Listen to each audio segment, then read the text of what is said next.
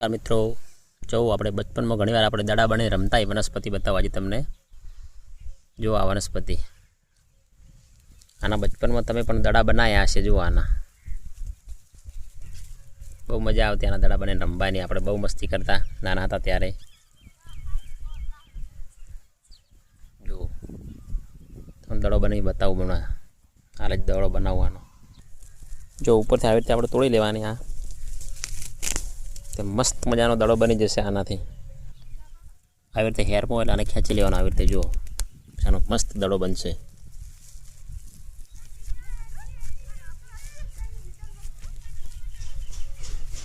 જુઓ આ દડો તૈયાર થઈ ગયો ગમે એવાને ચોડી દો ને સીધું ચોંટી જાય કપડામાં જુઓ કેટલો મસ્ત દડો તૈયાર થઈ ગયો।